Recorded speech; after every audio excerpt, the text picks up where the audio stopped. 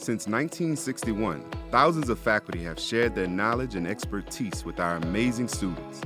And while not one of these individuals have walked the same path, we all have found one thing in common: purpose. We find meaning in our instruction that transcends beyond the classroom. For most of us, this is not a profession, it's a calling. This podcast captures the stories of some incredible faculty who continue to show up in today's evolving educational landscape. Welcome to Purpose, a Faculty Excellence Institute podcast. All right. Welcome to Purpose, a Faculty Excellence Institute podcast. We are here with maybe one of the most well-known employees of San Jacinto College. She quietly makes her way around. You will never see her on a stage. Her name will not be bolded in any sort of headline. She is the behind the scenes that makes so many of our programs happen, from New Faculty Academy to our part-time faculty conferences. She does a little bit of all of it. There are programs and processes at San Jacinto College that would not exist or be great if she was not a part of them. But we'll find out that she started in Louisiana and is a really big fan of education. So welcome, Crystal Tewes. Thank you so much, Professor Butcher. I am going to, as I told her, try to keep the tears from flowing, because just from that introduction, I already have the eyes watering over here. Well, we'll get into your purpose and passion in a little bit, but okay, start us off. You grew up in Louisiana. I learned this from you because you taught me some new Louisianan words. Is that how you say that? Sure. Louisianan. We just make them up. But yeah, tell us a little bit about how you grew up, where you grew up. So, I grew up in Lake Charles, Louisiana. So, if you have listened to Deborah Acuff's podcast, and she talked about Sewella Tech, that is in Lake Charles, and where she worked also is in Lake Charles. So, I am from Lake Charles, Louisiana, but I tell people it was pre-casino. Oh. So, in the world before casino, it was still a very small town. I would say 30 to 70,000. I mean, not super small, but still small. And then the casinos came and it turned it into another world. But I think I definitely lived the childhood that country music is written about. And Tyler Olivier and his kind of reference stuff like, yes, we went down the road. You got out at a ditch. You crabbed in the ditches. Yes, there were alligators in the ditches. Oh my gosh. Right? So you still could do those things. You could go fishing, and you just pulled off on the side of the road and went fishing, and nobody cared about a license. You just did those things. And, you know, in high school, you went to the little town football games, then you cruised up and down the main street. So I had a childhood that was very much the quintessential childhood and growing up that you do hear about in country music, right? That nostalgia piece of growing up. So I was very fortunate growing up in Louisiana and a small town to have that. And it was very much family-oriented atmosphere as well. Yes. So you talked a little bit about outside. Talk about your relationship with education growing up. So my family comes from poverty on both sides. My dad was one of 10 that lived in absolute poverty, like the 4 times the limit.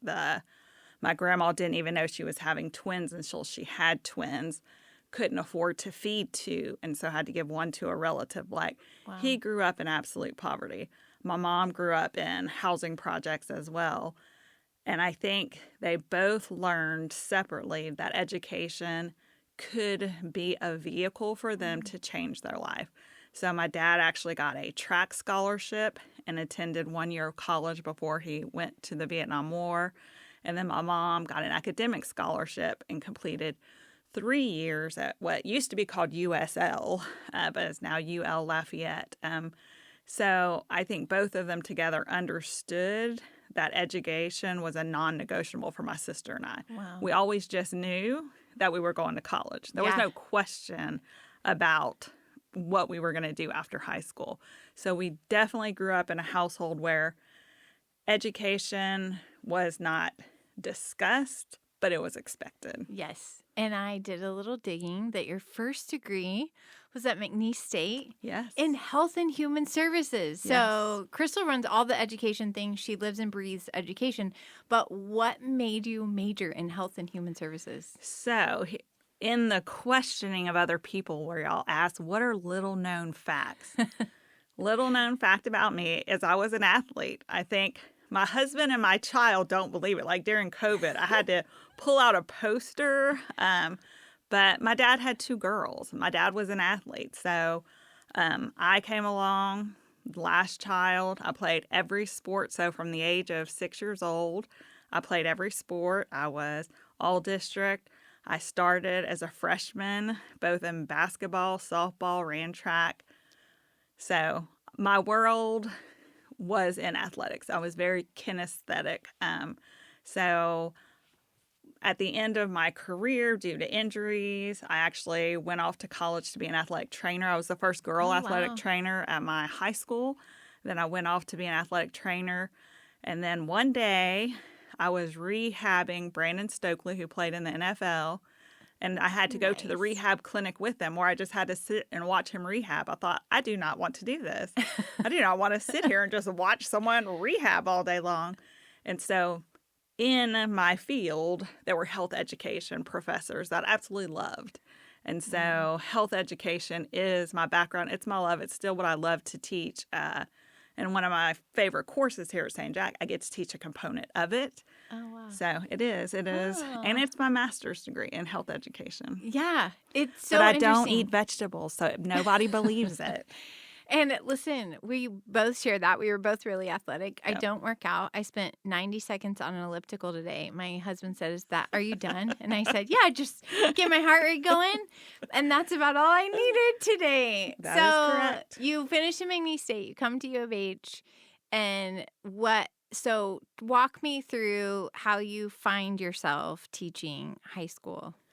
So another crazy thing about my life is I left Louisiana to chase a boy to Texas. Never in a million years would I think I was that person, but I chased a boy to Texas, not married to that boy, but I chased him here, got a job as a health educator, interviewed in Katy ISD, and they wanted to hire me, but to coach basketball and drive a bus. I thought, y'all do not know me. I cannot drive a bus on Katy Freeway. So I took a job in Humble, where we don't pronounce the H over there. Yes. Humble ISD, and started my teaching career, teaching health education to 9th graders. And it's where I was meant to be, because I absolutely love transition years. Them transitioning into 9th grade, here transitioning into college. I immediately found where I need to be. And it was a 9th grade campus. So it was all 9th graders, like having that transition together. And then what happens in education happened where there was a cycle of saying, well, we shouldn't fund elective. We want everybody to do 4 years of math, science, social studies, and English. And so I saw the writing on the wall when they were like, oh, well, we don't know if they need health education to graduate high school. Wow. So that's when I went to University of Houston and completed my master's degree to give me more options, because I knew, this is coming down the pike. Yes. So what else did you teach besides health education at the high school level? I did teach AVID, so advancement via individual determination. So I had a full load of health education. And then as they were starting to wind that down towards the end, I had the opportunity, a faculty member had quit, and they were like, hey, can you come in and teach this class? And so when I went back into the workforce after I stayed home for a while at a charter school, I also taught a course that was based off of AVID as well. Oh. So, okay, say what AVID stands for again, because I think this might be the first time I've ever heard anyone tell me that acronym. So it is Advancement via individual determination. Advancement via individual determination. Yep. I am teaching dual credit students right now. So they have mixed feelings about AVID depending on the week, like all dual credit students. That is correct. So you're teaching AVID, you get your master's. Talk to me about the transition to San Jac. So I was very fortunate. I know not many people are, but we decided as a family that I was actually going to stay home for supposed to be 3 years with our daughter until she could talk. And then I was like, I'll feel comfortable with her going to school. I ended up staying home 5.5 years. And in that process, I started my doctoral work at University of Houston. And I started adjuncting at University of Houston. And then when Evie turned 5.5, and I was like, I need to go back into the workforce. And you know what? I heard this, Joy Pasini. I am ABD. I heard you and Leslie talking about this. But when I became ABD at University of Houston, I said, let me go back into the workforce. And I went to Yes Prep Charter School and taught for 6 months and realized I'm at a different stage in my life. Yeah. I can't do the 7 a.m. to 7 p.m. because I have a child that goes to bed at 7:30. I could do that when I first started teaching. So I realized I need to make that transition. And I interviewed at University of Houston and San Jac. And again, listening to everyone else's podcast, I am not a researcher. So I know you can be hired clinically, but it's still a big component. So in deciding between the two, I could do what I wanted at San Jac, and that's to be a teacher and not have to worry about research. Yes, yes. And I do think it is, you can be a kind of a jack of all trades, master of none. And I think it's important to know yourself and to say, do I value the research part? Do I value the teaching part? And it is just such a gift to be able to teach. So I love that you love transitions. Walk me through how it felt to teach at a college versus teaching at a high school. What was that jump like? Well, everybody who knows me will hear me say, college is cake. There were so many expectations of you as a K through 12 teacher, where I would teach 7 classes a day of 210 kids and not have a conference period and sit in meetings and have to grade at home. So when I moved here to the collegiate level, I mean, granted, I had taught at University of Houston. I mean, I'd already adjuncted there, so I knew the commitment, which is crazy, was not going to be as rigorous as it was at the K through 12 setting. But I think the hardest thing for me is not to be able to see these babies grow for 4 years. So I love the transition, and I love to see them in 4 years exit. But I was very fortunate at South Campus to have the early college high school. So for many of my dual credit students, I did get to see that. I did get to see that progression. But I did miss that relationship at a high school setting that you can establish because you're seeing them every day. So that part of transitioning to college was a little harder for me to go out and make those connections. But once I started getting more dual credit students, that was able to fulfill me. It is. We forget to talk about that side of it. But the pro of being a high school teacher or watching these dual credits literally grow, not just emotionally and educationally, but I'll pass a dual credit student and say, last year you were shorter than me, Correct. And now you're not. Those 9th grade boys, I was taller than. And 10th grade year, I'd see them, and they would just shoot past me. They jump up. So I do know, because you're an educator to your core, that you would have taught full-time at South until someone wheeled you off. That is correct. How did they convince you to move over into, if you don't know, Crystal is a crucial part of our CETL office, the Center for Excellence in Teaching and Learning. How did they pull you into CETL? Well, she has left, but everybody knows old Martha Robertson brought me over. So Martha was in charge of CETL, and, you know, I'm a nerd like you, Leslie, and every time something new would come up, I'd be like, Martha, do you need my help? Or you know what, I'm making these videos for my department, and so she was like, why don't you come over? And to be honest, it was over 1.5 years before I finally made the choice. I worked with her part-time. Then I worked a year more in the CETL office, but I was still teaching. Like, she allowed me that grace period to really make that decision. And at the end, she understood my love of teaching and said, you're teaching teachers. You're teaching at another level, which I've always done professional development ever since my first year of teaching. The next year, they asked me to teach the new teachers. Like, I've always done it. it was just hard for me to let go of the students. Yeah. But I will say, one crucial aspect of my job, which I've been able to do, is I know the amazing people at this school, and I wanted to help lift them up. I wanted to help highlight them, because we all know you reach out to the people you know. And with such a huge institution, you don't get to everyone.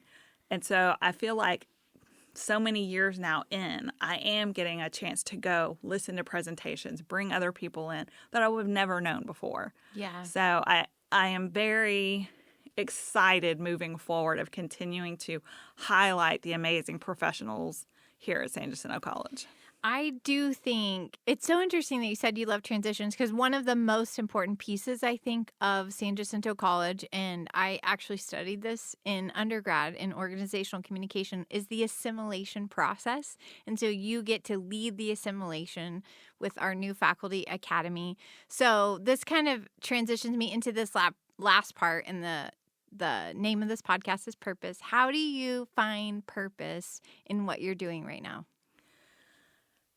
Like you said, with new faculty, this idea that you now have to join this already in motion machine, I want to eliminate any barriers and make it as easy as possible. Many people adjunct here and still, once they get to NFA, say, oh my gosh, I didn't know full-time faculty had to do all of these things. Yes. But to go back to the beginning where you said, what is AVID? One of the first things I did was start breaking down lingo for part-time faculty. What is SAC-COC? We say that all the time. What is QEP? We say that. Yep. So even What's basic. a VPN? Yes. Because I remember this, and this is true of why I do this. I remember my very first year teaching, I was sitting in a meeting, and they were talking about ARDs and 504s. And I'm sitting there thinking, all these other people act like they know what this is. I've never heard of this a day in my life. And as a new faculty, you don't want to ask that. You don't want someone to think you don't know something. And so new faculty allows me to do that, to try to eliminate all the barriers and provide as much information as I can to make this an enjoyable first-year experience, because we all know how tough it is to teach for the first time anyway. Yes. And I think this idea of kind of fake it till you make it is becoming outdated. Yep. There is a lot of things going on in higher education right now that people have mixed feelings about. But what excites you as you get the chance to travel, to go to conferences, to see what's coming down the pipe, so to speak? What excites you about the future of education right now? I'm going to go the opposite.